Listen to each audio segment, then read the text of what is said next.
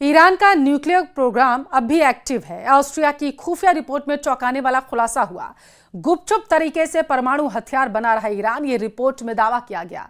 Ballistic मिसाइलों का जखीरा तैयार कर चुका है ईरान। 2003 में न्यूक्लियर प्रोग्राम बंद होने का दरअसल दावा किया गया था, लेकिन ये जो रिपोर्ट सामने आई है ये बेहद ही चौंकाने वाली है। ईरान न्यूक्लियर प्रोग्राम पर लगातार काम कर रहा है, वो एक्टिव है, ये दावा किया जा रहा है। रिपोर्ट में बहुत बड़ा खुलासा हुआ है। ऑस्ट्रिया की खुफिया रिपोर्ट में दरअसल ये खुलासा किया गया है, जिसकी वजह से अब जो है कई देशों की नींद उड़ने वाली है। गुपचुप तरीके से परमाणु हथियार लगातार ईरान बना रहा था, ये दावा किया गया था, और बैलिस्टिक मिसाइलों का जखीरा भी ईरान तैयार कर चुका है। 2003 में दरअसल न्यूक्लियर प्रोग्राम बंद होने का दावा किया गया था, लेकिन जो रिपोर्ट सामने आई है ये चौंकाने वाली है।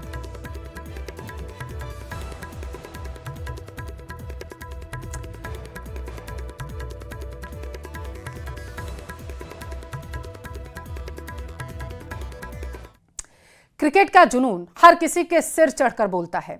इस बार आईपीएल की क्लोजिंग सेरेमनी बेहद ही खास रहने वाली है। क्रिकेट पिच पर शौर्य को सलाम किया जाएगा। देखिए ये खास रिपोर्ट, आईपीएल क्लोजिंग सेरेमनी में ऑपरेशन सिंदूर को सलामी।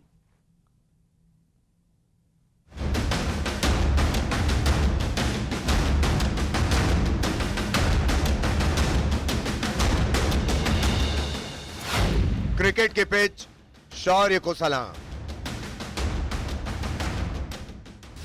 आईपीएल क्लोजिंग सेरेमनी में ऑपरेशन सिंदूर।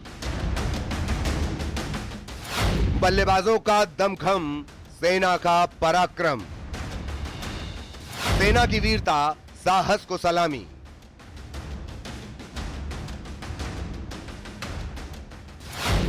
आईपीएल का फाइनल होगा बेहद खास।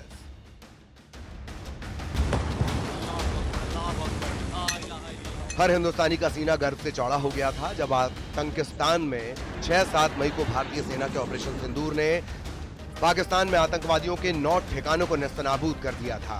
सेना के पराक्रम, साहस, जांबाजी के लिए सबने यही कहा था, ताकत वतन की तुमसे है, नाज है हिंद के रक्षकों पर। 22 अप्रैल को पहलगाम में दहशतगर्दों ने बेकसूर निहत्थे 26 टूरिस्टों की बेरहमी से हत्या कर दी थी। देश इस आग में उबल रहा था कि आखिर कब बदला लिया जाएगा। फिर ऑपरेशन सिंदूर बना देश का गुरु। नापाक ताकतों को मिट्टी में मिला दिया गया। भारतीय सेना की यही शौर्य गाथा दुनिया सुनेगी।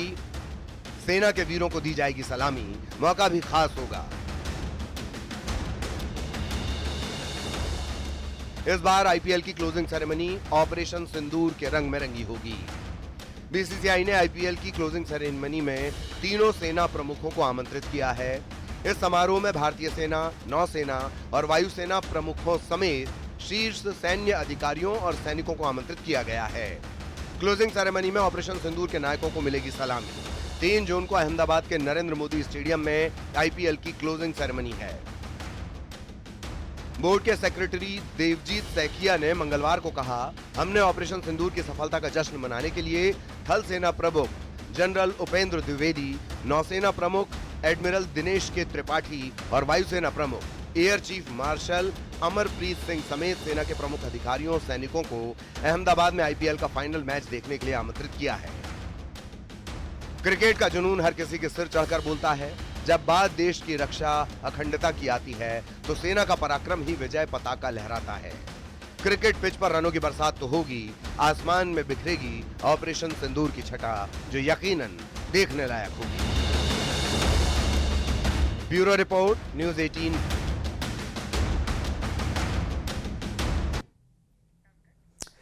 और इस वक्त की सबसे बड़ी खबर आपको देंगे। ट्रंप सरकार से एलन मस्क अलग हो चुके हैं। जी हां, ट्रंप ने कहा है और एलन मस्क ने जो दावा किया वो हैरान करने वाला। सोशल मीडिया पर इस वक्त हड़कंप मचा हुआ है और अमेरिका की राजनीति की बात करें तो वहां पर तहलका आ चुका है। मस्क ने ट्रंप के विशेष सलाहकार का पद छोड़ दिया है। ट्रंप प्रशासन के साथ वक्त पूरा हो चुका है, मस्क ने कहा। सोशल मीडिया पर उन्होंने एक पोस्ट किया और उनके जरिए कहा गया कि ट्रंप प्रशासन के साथ उनका समय जो है वो पूरा हो चुका है। दरअसल मस्क का डीओजी चीफ के पद से इस्तीफा यहां पर देखने को मिला है। एलन मस्क ने अपने पद से इस्तीफा दे दिया है। डीओजी के चीफ का पद जो है मस्क संभाल रहे थे और एलन मस्क ने यह दावा किया है कि अब जो है वो ट्रंप सरकार के साथ नहीं है, जिसकी वजह से अमेरिका के सियासी गलियारों में इस वक्त हड़कंप मचा हुआ है।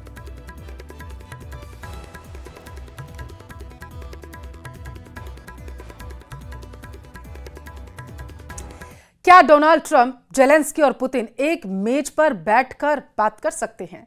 इसके कयास लगाए जा रहे हैं। जेलेंस्की इसके लिए तैयार हैं, लेकिन पुतिन की तरफ से कहा गया है कि यह मीटिंग तभी होगी जब मौजूदा बातचीत में नतीजे देखने को मिलेंगे। इस सब के बीच पुतिन ने यूक्रेन के 2 शहरों को अपना सबसे बड़ा टारगेट बना लिया, जिसे वो बफर जोन बनाना चाहता है।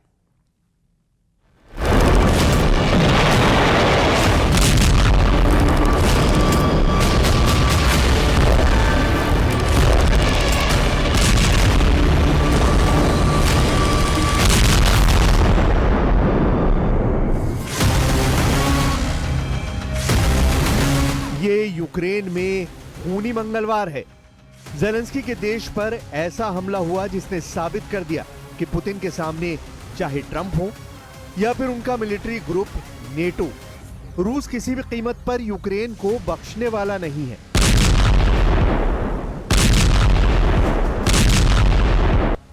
ये पुतिन का लगातार सबसे बड़ा प्रहार है। मंगलवार की रात को खार्किव पर ऐसा हमला हुआ कि आग बुधवार की सुबह तक दहकती रही।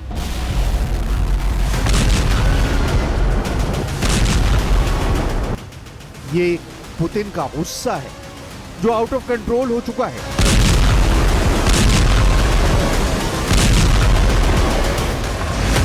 लेकिन इससे भी बड़ी खबर यह है कि अब पुतिन, ट्रंप और जेलेंस्की एक टेबल पर बैठकर बात कर सकते हैं। ऐसा दावा पुतिन के प्रवक्ता ने किया है।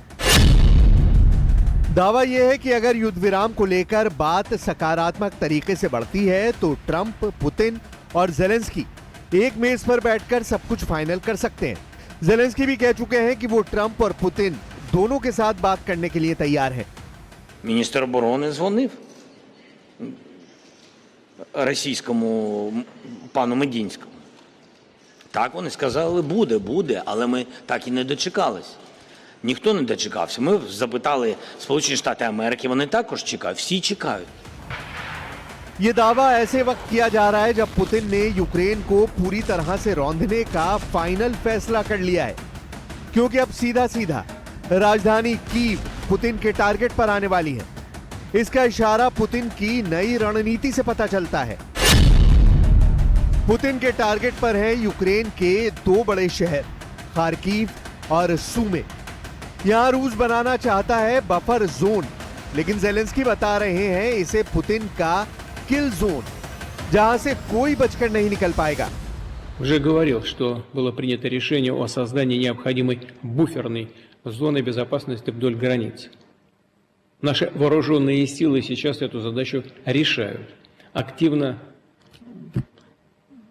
подавляются огневые точки противника. Работа идет. पुतिन बता चुके हैं कि यूक्रेन के कई फायरिंग पॉइंट यानी कई मोर्चों पर ताबड़तोड़ हमले किए जा रहे हैं और उनको जल्द से जल्द उखाड़ फेंकने की कोशिश है। रूस ने अब तक सूमे के आसपास 6 गांवों पर कब्जा किया है। कई और गांवों और कस्बों के आसपास आमने सामने का युद्ध चल रहा है। पुतिन के टारगेट पर यूक्रेन के पूर्वोत्तर में ट्रिपल सिटी है, खार्किव, सूमे और चर्नीव। अगर इनके आसपास पुतिन बफर जोन बनाने में कामयाब होते हैं तो समझ लीजिए फिर यूक्रेन की राजधानी तक पुतिन की रेंज होगी और फिर जेलेंस्की का सबसे मजबूत किला कैसे ढह जाएगा, इसका खतरा नेटो से लेकर व्हाइट हाउस तक फैल चुका है। पुतिन ने मई के महीने में बहुत तेज हमले किए हैं और अब ट्रंप को भी लग रहा है कि जून का महीना यूक्रेन में जेलेंस्की के लिए करो या मरो वाला होने वाला है। I'm not happy with what Putin's doing. He's killing a lot of people, and I don't know what the hell happened to Putin. I've known him a long time, always gotten along with him, but he's sending rockets into cities and killing people, and I don't like it at all, okay?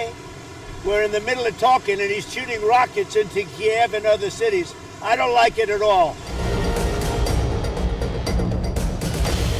Zelensky का इल्जाम है कि रूस ballistic missile में cluster warhead का इस्तेमाल कर रहा है ताकि मिसाइल छोटे दायरे में नहीं बल्कि बड़े इलाके में ज्यादा से ज्यादा तबाही मचाए। पुतिन भी बताना चाहते हैं कि उनके पास यूक्रेन पर हमला करने के लिए हथियारों की कोई कमी नहीं है। रूस का अटैक लगातार जारी रहेगा और यूक्रेन जलता रहेगा। यूक्रेन इस वक्त पुतिन की मिसाइल पावर से बहुत ज्यादा घबराया हुआ है। रूस ने अब तक यूक्रेन पर 2 बहुत ही खतरनाक बैलिस्टिक मिसाइलों का ज्यादा से ज्यादा इस्तेमाल किया है। पहली है पुतिन की सबसे सटीक माने जाने वाली इस्कंदर M बैलिस्टिक मिसाइल, जिसकी रेंज 500 किलोमीटर है। यूक्रेन का दावा है कि पुतिन इस मिसाइल को क्लस्टर बम से लैस कर रहे हैं ताकि ज्यादा से ज्यादा नुकसान हो। ये 1 सेकंड में 2000 मीटर की रफ्तार से हमला करती है, यानी इसको रोकना किसी भी मामूली एयर डिफेंस के लिए नामुमकिन है। दूसरी मिसाइल है तोचका, जो बॉर्डर के आसपास के इलाकों पर इस्तेमाल की जा रही है। ये टैक्टिकल बैलिस्टिक मिसाइल है जिसकी रेंज 120 किलोमीटर है। ये मिसाइल 1800 मीटर प्रति सेकंड की रफ्तार से हमला करती है। Wir werden deshalb den Druck auf Russland weiter erhöhen. Wir tun das, um die Kriegsmaschine Moskaus zu schwächen. Wir tun es aber auch, um den Weg für Verhandlungen zu öffnen. सूमे में Ukraine के मोर्चों पर रूस के fighter jets ने 4 दिन के अंदर 30 गाइडेड बम गिराए हैं। यानी पिन पॉइंट वाले हमलों में अचानक तेजी लाई गई है। पुतिन के बढ़े हुए हौसले के पीछे कुर्स्क में मिली जीत भी है, जहां पुतिन के कमांडर कादिरफ ने बड़ी प्लानिंग के साथ खतरनाक मिशन अंजाम दिया और कुर्स्क से यूक्रेन को खदेड़ डाला। कुर्स्क में युद्ध के दौरान जब पुतिन के बड़े बड़े जनरल जूझते हुए नजर आए, तब कादिरफ ने कमान संभाली और पुतिन को जीत का वो तोहफा दिया जिसका पुतिन को 6 महीने से इंतजार था। रूस का अभी यूक्रेन के 4 बड़े इलाकों पर कब्जा है। इसमें डोनेस्क है, लोहांस्क है, ज़ैपोरिजिया और खेरसोन का इलाका है। यानी पूरे पूर्वी यूक्रेन पर इस वक्त पुतिन की आर्मी का कंट्रोल है। क्राइमिया को मिलाकर ये यूक्रेन का करीब 20% हिस्सा है जिसे पुतिन नहीं छोड़ेंगे। ये यूक्रेन पर उनके हमले बता रहे हैं। रुकते एक